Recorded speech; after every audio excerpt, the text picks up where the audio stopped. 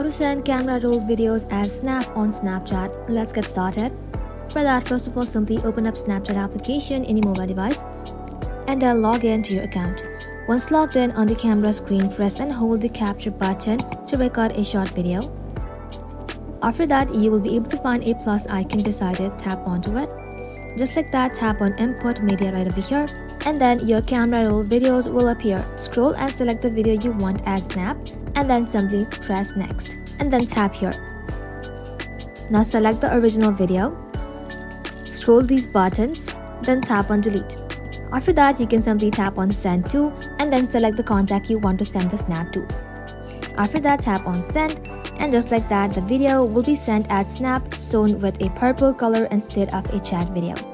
That's it. Thank you all for watching. If this video was helpful, consider subscribing to our channel and liking this video.